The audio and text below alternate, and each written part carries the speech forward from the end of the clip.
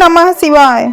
शिव पुराण श्री रुद्र संहिता द्वितीय खंड 35वां अध्याय वीरभद्र का आगमन। दक्ष बोले, हे विष्णु कृपा निधान, मैं बहुत भयभीत हूँ। आपको ही मेरी और मेरे यज्ञ की रक्षा करनी है। प्रभु आप ही इस यज्ञ के रक्षक हैं। आप साक्षात यज्ञ स्वरूप हैं। आप हम सब पर अपनी कृपा दृष्टि बनाइए। हम सब आपकी शरण में आए हैं। प्रभु हमारी रक्षा करें ताकि यज्ञ का विनाश ना हो। ब्रह्मा जी कहते हैं, हे मुनि नारद, इस प्रकार जब दक्ष ने भगवान विष्णु के चरणों में गिरकर उनसे प्रार्थना की, उस समय दक्ष का मन भय से बहुत अधिक व्याकुल था। तब श्री हरि ने दक्ष को उठाकर अपने मन में करुणा निधान भगवान शिव का स्मरण किया और श्री तत्व के ज्ञाता श्री हरि दक्ष को समझाते हुए बोले, दक्ष तुम्हें तत्व का ज्ञान नहीं है, इसीलिए तुमने सबके अधिपति भगवान शंकर की अवहेलना की है। भगवान की स्तुति के बिना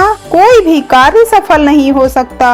उस कार्य में अनेक परेशानियां आती हैं। जहाँ पूजनीय व्यक्तियों की पूजा नहीं होती, वहाँ गरीबी, मृत्यु और भय का निवास होता है। इसीलिए तुम्हें भगवान शिव का सम्मान करना चाहिए, परंतु तुमने महादेव का सम्मान और आदर सत्कार नहीं किया, अपितु तुमने उनका घोर अपमान किया है। इसी के कारण तुम्हारे ऊपर घोर संकट के बादल मंडरा रहे हैं। मैं तुम पर छाए इस संकट से तुम्हें उबारने में पूर्णतः असमर्थ हूँ। ब्रह्मा जी कहते हैं, नारद भगवान विष्णु के वचन सुनकर दक्ष सोच में डूब गया। उसके चेहरे का रंग उड़ गया और वे घोर चिंता में पड़ गए। तभी भगवान शिव द्वारा भेजे गए गणों सहित वीरभद्र और महाकाली का उनकी सेनाओं सहित उस यज्ञशाला में प्रवेश हुआ। वे सभी महान पराक्रमी थे। उनकी गणना करना असंभव था।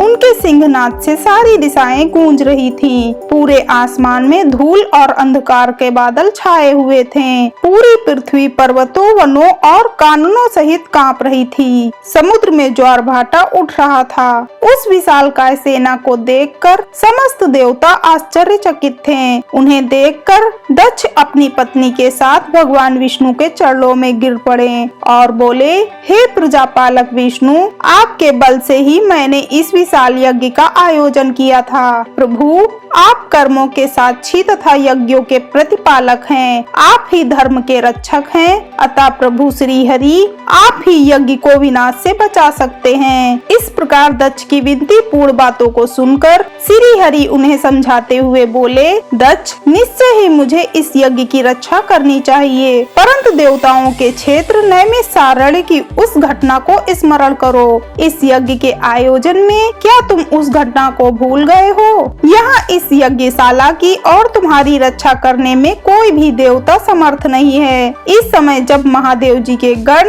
और उनके सेनापति वीरभद्र तुम्हें भगवान शिव का अपमान करने का दंड देने आए हैं, उस समय कोई मूर्ख ही तुम्हारी सहायता को आगे आ सकता है। दक्ष केवल कर्म ही समर्थ नहीं होता, अपितु कर्म को करने में जिसके सहयोग की आवश्यकता होती है, उसका भी उतना ही महत्व है। भगवान शिव ही कर्मों के कल्याण की शक्ति देते हैं। जो शांत मन से भक्ति पूर्वक उनकी पूजा अर्चना करता है, महादेव जी उसे तत्काल ही उस कर्म का फल देते हैं। जो मनुष्य ईश्वर के अस्तित्व को नहीं मानते, वे नरक के भागी होते हैं। दक्ष यह वीरभद्र शंकर के गणों का ऐसा सेनापति है जो शिव जी के शत्रु का तुरंत नाश कर देता है। निसंदेह यह तुम्हारा तथा यहाँ पर उपस्थित सभी लोगों का नाश कर देगा। शिव जी की आज्ञा का उल्लंघन करके मैं तुम्हारे यज्ञ में आया हूँ, जिसका दुष्परिणाम मुझे भी भोगना पड़ेगा।